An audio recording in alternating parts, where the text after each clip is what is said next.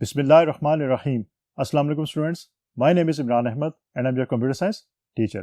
Students, आज हम अपनी क्लास 10 का जो चैप्टर 3 है उसमें कंट्रोल स्ट्रक्चर्स को देखेंगे. अगर आपको प्रीवियस लेक्चर्स याद हो तो हमने कंट्रोल स्ट्रक्चर्स के बारे में बड़ी डिटेल के साथ बात की थी. आज हम ये देखेंगे जो कंडीशनल ट्रांसफर ऑफ कंट्रोल होता है उसमें जो सेकंड टाइप है वो कौन सी है, उसके बारे में आज मैं आपको डिटेल के साथ बताऊंगा. तो स्टूडेंट्स आइए फिर आज का लेक्चर फॉर्मली स्टार्ट करते हैं.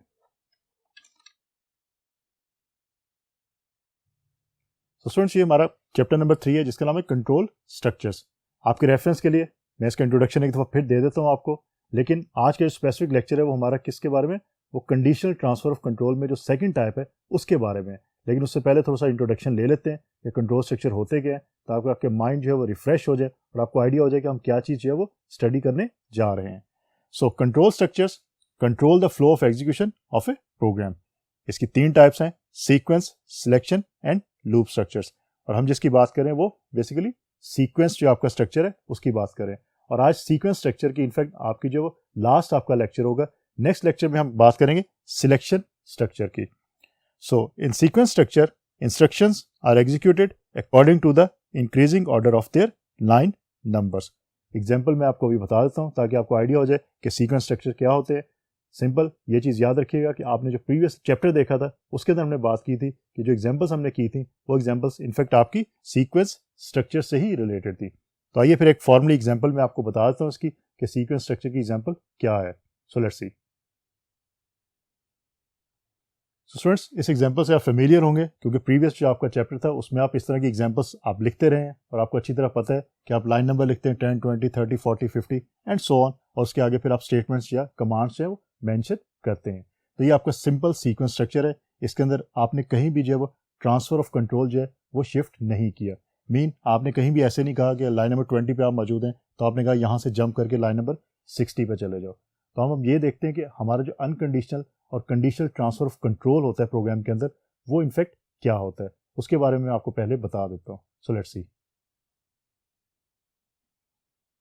सो स्टूडेंट्स हमारे पास ट्रांसफर ऑफ कंट्रोल की इनफैक्ट 2 टाइप्स मौजूद हैं, अनकंडीशनल और कंडीशनल. और आपको मैंने प्रीवियस लेक्चर्स के अंदर भी बताया था कि इनके अंदर सिर्फ एक ही मेजर डिफरेंस है. वो कौन सा है? Without any condition and depending on a certain condition. So क्या डेफिनेशन है? The program control switches to a specific line by skipping one or more lines without any condition. और कंडीशन की क्या आपकी डेफिनेशन है? The program control switches to a specific line by skipping one or more lines depending on a certain condition. Mean condition के case में किसी certain condition के ऊपर डिपेंड किया जाता है, फिर आपके जो वो जंप होता है, मीन ब्रांच होता है, या आप गो टू की स्टेटमेंट को यूज करते हैं. लेकिन अनकंडीशनल के केस के अंदर विदाउट एनी कंडीशन जो है वो आप जो है वो गो टू की स्टेटमेंट को यूज करते हुए ट्रांसफर जो कंट्रोल है वो किसी और लाइन के ऊपर ले जा सकते हैं. फ्रेंड्स इसकी डिटेल अगर आपने समझनी है तो कंट्रोल स्ट्रक्चर्स का हमारा जो पहला लेक्चर था उसके अंदर मैंने इसकी डिटेल बताई थी और रियल टाइम एग्जांपल्स भी आपको वहां पे बताई थी. वहां से आप अच्छी तरह इसको समझ सकते हैं. आज सिर्फ क्योंकि हमने कंडीशनल ट्रांसफर ऑफ कंट्रोल को स्टार्ट किया हुआ है अपने प्रीवियस लेक्चर के अंदर, तो थोड़ा सा आपके माइंड को रिफ्रेश करने के लिए मैंने इसका ओवरव्यू आपको दे दिया. आप चलते हैं और देखते हैं कि कंडीशनल ट्रांसफर ऑफ कंट्रोल के अंदर आज हम कौन सी जो टाइप है उसको करेंगे और फिर उसकी एग्जाम्पल भी हम करके देखेंगे. सो let's C. So conditional transfer of control. In GW Basic, there are many statements that conditionally transfer the control from one part of the program to other. एक हमने जो प्रीवियस लेक्चर में देखी थी ऑन गो टू स्टेटमेंट की बात की थी. आज हम बात करेंगे on error go to statement. This is very very important statement आपकी है, इसको अच्छी तरह याद रखिएगा. इनफैक्ट ये स्टेटमेंट क्या करती है कि आपके प्रोग्राम के अंदर कोई अगर एरर्स मौजूद है तो ये एरर हैंडल जो है रूटीन उसको एक्टिवेट कर देती है. और फिर क्या होता है कि आपको पता चल जाता है कि आपके प्रोग्राम के अंदर किस लाइन के ऊपर कौन सा एरर मौजूद है. उसकी डिटेल आपको ये जो रूटीन है या स्टेटमेंट है आपको बता देती है. तो अच्छी तरह याद रखिएगा. स्मॉल प्रोग्राम्स के अंदर तो ये बहुत ज़्यादा हेल्पफुल शायद ना हो, लेकिन आपके जो लार्ज प्रोग्राम्स है वहाँ पे आपकी जो स्टेटमेंट ये है एरर की स्टेटमेंट, ये बहुत ज़्यादा हेल्पफुल होती है. क्योंकि वहाँ पे पॉसिबल है कि अगर आपका किसी भी लाइन पे एरर हो तो आपको एरर फाइंड करने में बहुत ज़्यादा टाइम जो है आपका लग सकता है. लेकिन अगर आपने ये स्टेटमेंट यूज़ की है तो आपको एग्जैक्टली वो बता देगा आपको इंटरप्रेटर कि किस लाइन के ऊपर एरर है और वो लाइन नंबर भी आपको बता देगा. तो ये चीज़ आपने याद रखनी है. और अगर लार्ज प्रोग्राम्स आप लिखते हैं तो आपने फिर इस स्टेटमेंट को लाजमी यूज़ करना है. This statement enables error trapping feature of GW basic and specify the first line of error handling routine. तो याद रखिएगा, on error go to statement आपकी एरर हैंडलिंग को देखती है, और कैसे देखती है अभी हम उसकी एग्जांपल करके देखते हैं। इसका syntax very very simple syntax, on लिखते हैं, उसके बाद आप एरर लिखते हैं, फिर गो टू और फिर स्पेसिफिक लाइन नंबर होता है। उसके बाद आपको बात बताता हूँ कि यहाँ पे आप जो एग्जांपल के अंदर जब इसको लिखेंगे तो फिर कैसे लिखेंगे। So we will see. तो स्टूडेंट्स यहाँ पे एक और चीज मैं आपको बताना चाहूंगा, error code is equal to ERR और error line is equal to ERL। Students दो रिजर्व्ड कीवर्ड्स यूज होते हैं हमारे GW बेसिक के अंदर और एरर के लिए यूज होते हैं। रिजर्व कीवर्ड्स के बारे में आपको प्रीवियस जो चैप्टर है उसमें मैं बता चुका हूँ डिटेल के साथ कि रिजर्व कीवर्ड्स कौन से होते हैं, और उन कीवर्ड्स को हम अपने वेरिएबल का नाम नहीं दे सकते। तो reserve keywords in fact internally GW जो बेसिक है वो इनको यूज करती है। अब स्टूडेंट्स ERR का मतलब ये है कि अगर आपकी किसी भी लाइन के ऊपर कोई एरर आता है तो एक स्पेसिफिक कोड जो है उसको जनरेट हो जाता है, और उस कोड को हम रिप्रेजेंट करते हैं ERR के साथ, और जो लाइन नंबर होगी जिस लाइन पे वो एरर होगा उस लाइन को हम ERL के साथ रिप्रेजेंट करते हैं। तो एग्जाम पॉइंट ऑफ व्यू से याद रखिएगा कि ERR और ERL जो रिजर्व कीवर्ड्स हैं वो आपके किस स्टेटमेंट के अंदर यूज होते हैं। वो आपकी इनफैक्ट जो आपकी ऑन एरर गो टू जो स्टेटमेंट है उसके अंदर आप इसको यूज करते हो। तो स्टूडेंट्स आप देखते हैं कि हम प्रोग्राम लिख के और देखते हैं कि कैसे हम किसी भी लाइन के ऊपर कोई एरर होता है तो उसको कैसे आपका GW बेसिक जो है वो आइडेंटिफाई कर सकता है।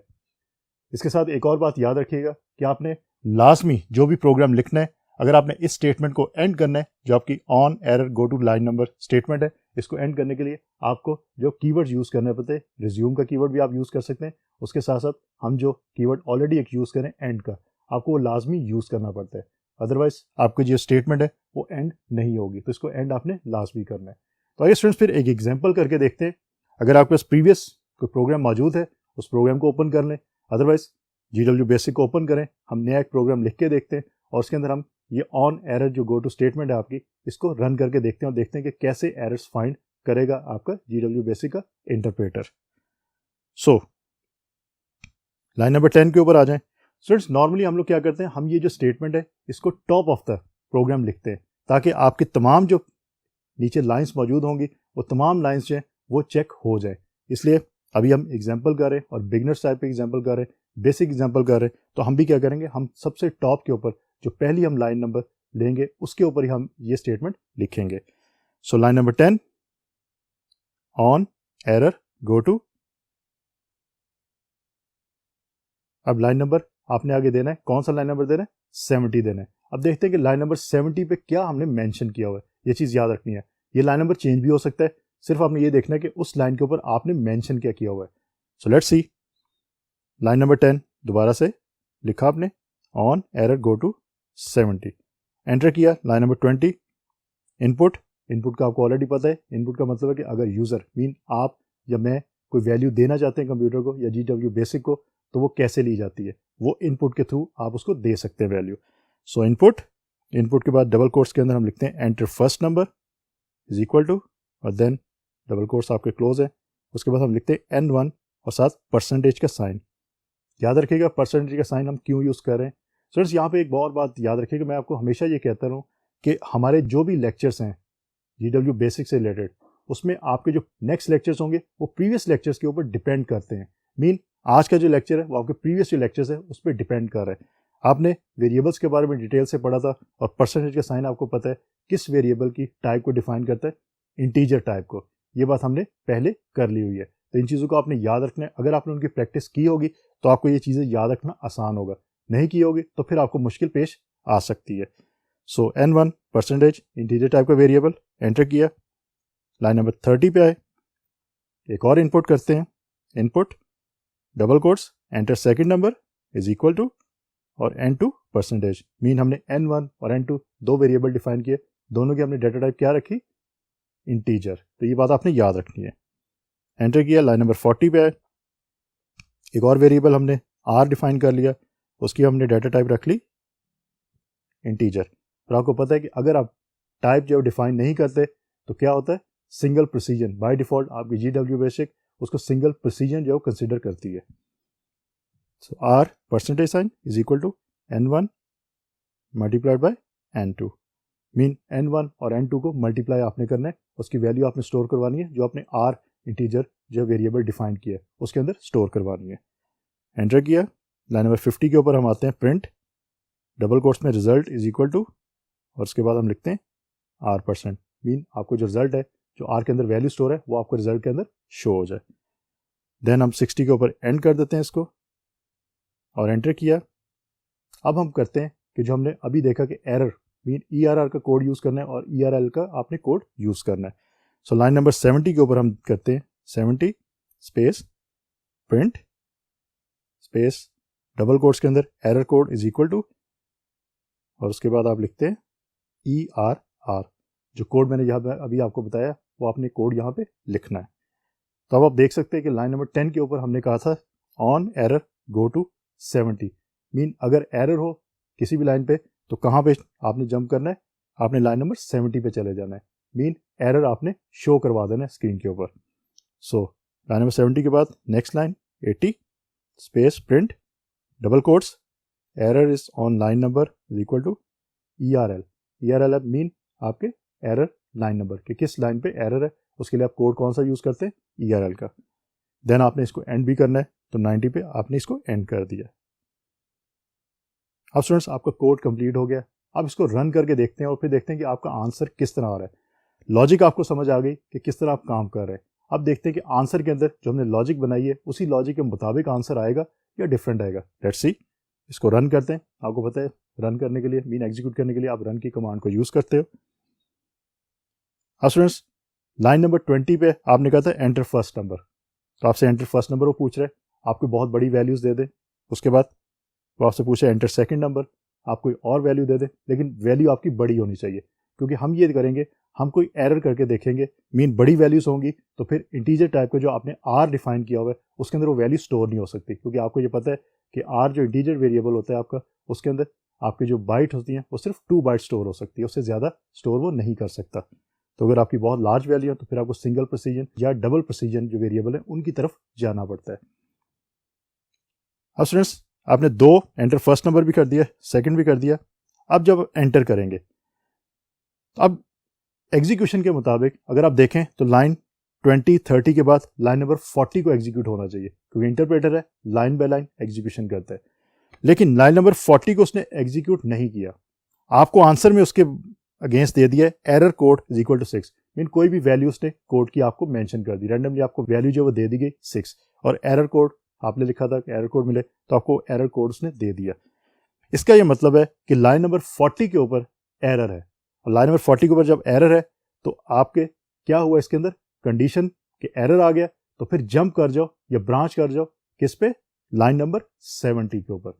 तो हम फिर लाइन नंबर 70 के ऊपर जंप कर गए और हमने क्या किया, हमने प्रिंट करवा दिया एरर कोड, ERR का जो सिंबल था उसको हमने यूज़ कर लिया, और उसके बाद एरर इज लाइन नंबर आपको बता दिया उसने लाइन नंबर कौन सी है 40।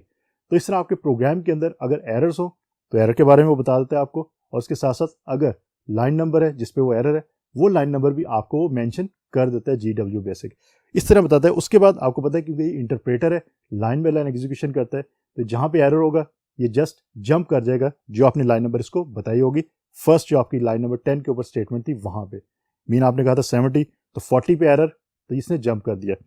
अब समझते हैं कि एरर है क्या इसके अंदर, मीन 40 के ऊपर लाइन नंबर 40 को अगर आप देखें तो आपने रिप्रेजेंट किया हुआ R एक वेरिएबल आपने डिक्लेयर किया था और वो आपने इंटीजर टाइप का रखा था, और आपने उसके अंदर वैल्यू स्टोर करवाई N1 मल्टीप्लाइड बाय N2, और वो भी दोनों इंटीजर टाइप है। अब उन दोनों वैल्यूज़, अब बहुत बड़ी वैल्यूज़ को हमने अगर मल्टीप्लाई करते हैं तो आपके जो R इंटीजर टाइप का वेरिएबल है उसके अंदर वो वैल्यू स्टोर नहीं हो सकती, मीन उसके लिए आपको या तो सिंगल प्रेसिजन वेरिएबल डिफाइन करना पड़ेगा या डबल प्रेसिजन वेरिएबल डिफाइन करना पड़ेगा। This is the error in fact. तो ये एरर आपको वो बताएगा कि आपकी इस लाइन के ऊपर एरर है, तो आप क्या करें, आप इसको चेंज करें, इसके अंदर देखें कि क्या इशू आ सकता है। स्टूडेंट्स यहाँ पे एक और बात याद रखनी है, अब देखें आपको देखने से सिंटैक्स एरर नजर नहीं आ रहा, लेकिन इसके अंदर एरर है। एरर क्या है आपका, इनफैक्ट लॉजिकल एरर है कि आपका जो आपने इंटीजर टाइप का वेरिएबल डिफाइन किया है वो वेरिएबल जो है वो वैल्यू स्टोर नहीं कर पा रहा, क्योंकि वो लार्ज वैल्यूज को स्टोर नहीं कर सकता। तो इसके लिए आपको पता होना चाहिए कि इंटीजर टाइप का वेरिएबल जो कितनी वैल्यूज को स्टोर कर सकता है, और आपका सिंगल प्रेसिजन किसको मैनेज कर सकता है, और डबल प्रेसिजन कितनी वैल्यूज को स्टोर कर सकता है। तो इसलिए अगर आपने लार्ज वैल्यू स्टोर करवानी है तो फिर आपको सिंगल प्रिसीजन वेरिएबल डिफाइन करना पड़ता है या डबल प्रिसीजन वेरिएबल डिफाइन करना पड़ता है। ये चीज़ आपने याद रखनी है। तो यहाँ पे लॉजिकली आपकी प्रॉब्लम आई थी कि वो स्टोर नहीं हो सकता।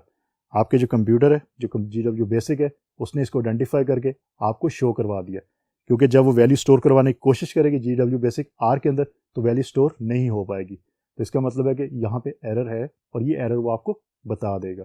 लेकिन हो सकता है कि आपको, क्योंकि सेंटेक्स आपका बिल्कुल ठीक है, तो आपको ये एरर आइडेंटिफाई ना हो। तो ये बात आपने याद रखनी अच्छी तरह कि ये चीज़ क्या है। स्टूडेंट्स, उसके बाद इस तरह की एग्जाम्पल आप कुछ और भी कर सकते हैं। आप खुद से कुछ एग्जाम्पल्स बना के देखें और एरर्स की जो हमने टाइप्स पढ़ी थी पहले, जिसमें हमने लॉजिकल एरर्स की बात की थी, हमने सेंटेक्स एरर की बात की थी और रन टाइम एरर की बात की थी, आप उनको भी अपने जहन में रखिएगा। आप यहाँ पे किसी भी एग्जाम्पल के अंदर जो है वो किसी वैल्यू को 0 से डिवाइड करके देखें तो आपको रन टाइम एरर भी आएगा। जिस तरह हमने एग्जाम्पल में देखा कि रन टाइम एरर होता है कि आपकी एग्जीक्यूशन स्टॉप हो जाती है और फिर आपको एरर दे दिया जाता है। तो आप किसी भी वैल्यू को 0 से डिवाइड करके देखें और फिर देखें कि आपको रिजल्ट के अंदर वो एरर देता है या नहीं देता प्रोग्राम। तो ये एग्जाम्पल्स आप खुद करके देखिएगा, क्योंकि ये एग्जाम्पल्स आप करेंगे तो ये बहुत हेल्पफुल होंगी आपके लिए। और याद रखिएगा, आपके जो लार्ज प्रोग्राम्स है वहाँ पे आपकी ये जो स्टेटमेंट है, it's very very important statement. इसको अगर आप वहाँ पे यूज़ करेंगे तो आपको एरर्स फाइंड करना अपने प्रोग्राम के अंदर बहुत ईजी हो जाएगा। हो सकता है स्मॉल स्टेटमेंट्स के अंदर आपको इतना इसका फ़ायदा ना हो, लेकिन लार्ज स्टेटमेंट्स के अंदर आपको इसका बहुत फ़ायदा होगा। और इन फ्यूचर हम लोगों ने लार्ज प्रोग्राम्स ही ड्राइव करने हैं। स्मॉल प्रोग्राम्स तो अभी बिगनर लेवल्स पे हो, इसलिए आपको बताए जा रहे हैं, लेकिन इन फ्यूचर आपने लार्ज प्रोग्राम जब डिफाइन करने या लिखने हैं तो फिर आपको इस स्टेटमेंट की बहुत ज़्यादा ज़रूरत पड़ सकती है। तो फ्रेंड्स, बेसिकली जो सीक्वेंस स्ट्रक्चर था हमारा वो आज एंड हो गया। हमने जो प्रीवियस लेक्चर्स लिए और आज का लेक्चर वो सीक्वेंस स्ट्रक्चर से रिलेटेड था, जिसमें हमने अनकंडीशनल ट्रांसफर ऑफ कंट्रोल की बात की और फिर कंडीशनल ट्रांसफर ऑफ कंट्रोल की बात की। अब हमारा जो नेक्स्ट लेक्चर होगा वो बेसिकली होगा सिलेक्शन स्ट्रक्चर के बारे में। तो फ्रेंड्स, होपफुली आज का लेक्चर आपको अच्छी तरह समझ आ गया होगा। इंशाल्लाह अगली दफ़ा नए लेक्चर के साथ दोबारा मुलाकात होगी। तब तक के लिए अल्लाह हाफिज़।